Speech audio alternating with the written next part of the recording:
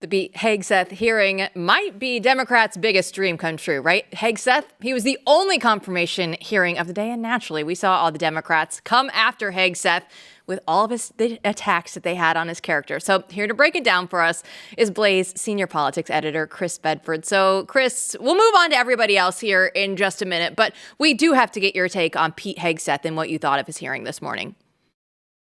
Well, it was a difficult hearing, and it was always going to be a difficult hearing. Democrats have a couple of different things that they're going to worship at. Gay, transgender, and female pregnant soldiers are really among some of their important things these days, and they act like that's completely normal, and anyone who's ever questioned it is some kind of apostate. So they're going to come after him on that. Hegseth was the victim of an incredible smear campaign. He was accused by some anonymous former producer at Fox News of drinking one of the sample beers on St. Patrick's Day after taping was finished, which is, I think, a completely standard thing to do. And he also, of course, has had a tumultuous personal life where he cheated on 2 wives and now has 2 children, and he's got a big family. And he made a very strong pitch for himself as someone who has made mistakes in the past, but who has been saved by Christ. I don't think I've ever seen Christianity feature so prominently in opening statements right from the beginning, in his answers, in his humility. He threw himself at the foot of the cross on that, saying that he was someone who's made mistakes in the past, but has a wonderful, loving family, named all of his children, loves his wife, and is eager to serve, and even committed to, despite having no actually real reported issues with alcohol, said he wouldn't even drink alcohol while he was Secretary of Defense were he to be confirmed. He also did something that you haven't really seen from a lot of Secretaries of Defense in some time, which is talk about what it was like to be in combat, to be to actually fight America's wars, to kneel before crosses in the desert of friends, to carry bodies. He was able to talk very viscerally about that, and he was smooth. He was well coached. He had answers. He got a couple of good zingers in there against Elizabeth Warren, Mazie Hirono, other Democratic senators who came at him. And I think after today, you always knew it was going to be bruising. You always knew there was going to be some difficulties for him and some very awkward questions for him. But he did well for Republicans, who I would say at the end likely to vote to confirm. Chris, I want to get your take on what you think his chances are, but just zooming out to all of President Trump's nominees, recent Politico piece. I mean, Politico is actually arguing Trump's nominees are actually likely, right, to move forward and be confirmed. And that is quite the shift, I think, in everyone's mind from just a few weeks ago. What do you think has changed? You know, it was a fairly quick narrative shift, and some of it was, in a large part, social media and attacks on different Republicans who, after rubber stamping Joe Biden's nominees, rubber stamping his agenda and not wanting to fight, suddenly seemed to find a little bit of courage. They're going to attack Donald Trump and his nominees. There was a quick charm offensive. There was also a mixture of hammer and stick. The nominees went around Capitol Hill well guided.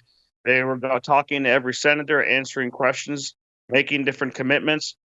Being generally, a lot of these folks who are under attack, whether it's RFK or Hegseth, are people who are pretty charming and are pretty intelligent and come across well in these private conversations and have been willing to make these certain agreements with different Republicans. That, combined with the pain of those Republicans who were going to be tougher on them than they were on Biden's nominations, kind of sealed the deal. And I was with some members of the Trump transition, senior members. Excuse me. I was with some senior members of the Trump transition the weekend after that narrative shift, and they were joyful. They said every aspect of this has changed, and they think that their guys are going to get confirmed after, of course, the early loss and withdrawal of Matt Gaetz. Yeah, can I just go back to that, because I thought at the time, whether it was on purpose or not, it really did seem like putting Gaetz out there shifted the Overton window, right? Where it blew everybody's mind. People were losing their, losing their cool, going crazy. And it really does feel like, regardless of whether that was intentional or not, it drew a lot of fire and ire. And then once he kind of recused himself, all of a sudden you're like, well, Pete Hegseth makes sense, you know. I mean, it's almost as if you went as far as you could in the Overton window to blow everyone's mind, and then it made the other folks look moderate. This is a tactic that Alexander Hamilton famously used in the Constitutional Convention, going way too far in the powers of the president, so it's almost a king, shocking everyone, and then it made a powerful executive look good.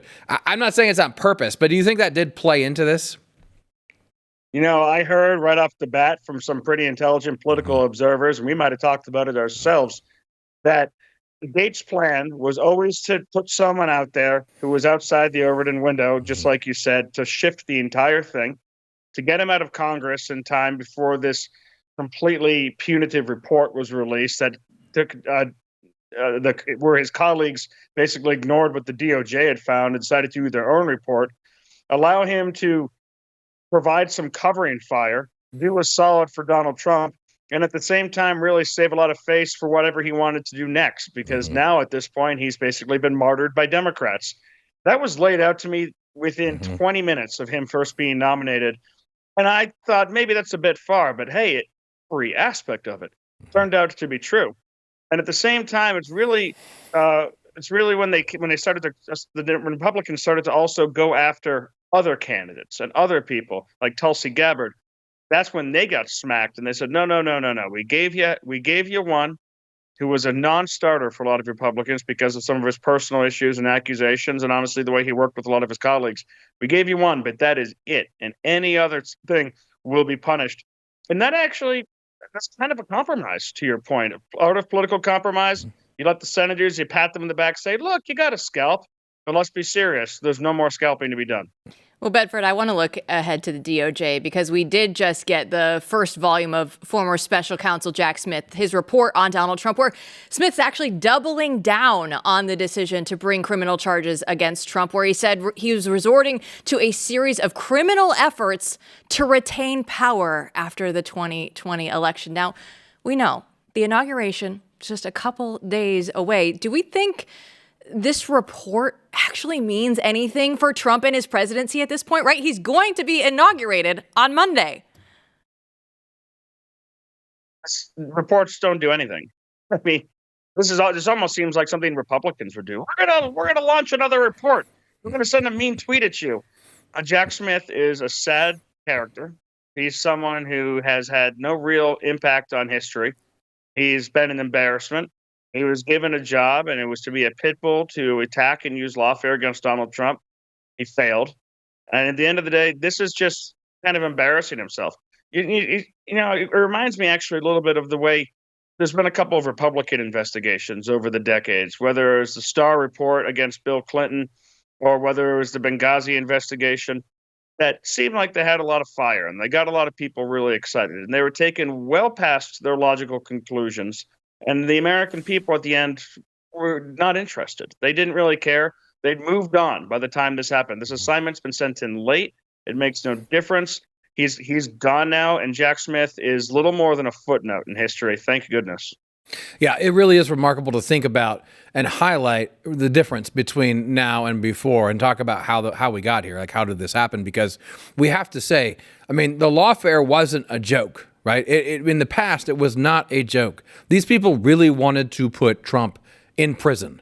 And they tried in multiple places, in multiple ways. And I remember thinking, arguing with people like, oh, that's impossible. That would never happen. That is possible. That's, in fact, what they intended to do. And I mean, what would you, like, if we were going to list off the factors? Obviously, he won. Obviously, he was assassinated. But the sea change is unbelievable between now and a year ago, because it sounds like what you're saying is sort of what I feel instinctively, like a lot of people see looking out there, is this is done. This is over with. Literally no one cares, as they say, and we moved on. But this happened within the space of less than a year, no? Yeah, and you saw this in Georgia. You saw it in New York. You saw weak cases brought by people who just weren't the best prosecutors.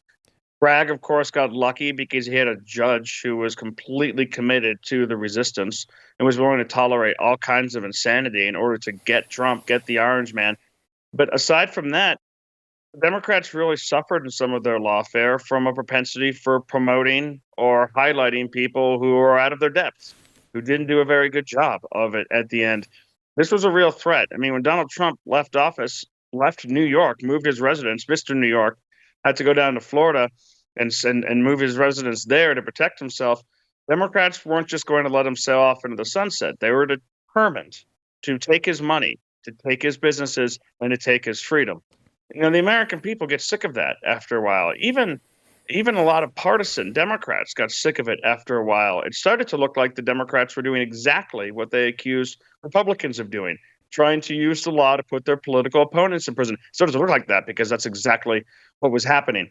And when taken in its totality, bad cases brought by bad attorneys, prosecuting someone who's just because he's a political opponent on these mundane details, it just kind of seeped into the Ukraine hoax, into the Russia hoax, into the whole thing that Donald Trump had actually really, truly, legitimately been persecuted by the Democrats and by the establishment. And Americans don't really cotton to that.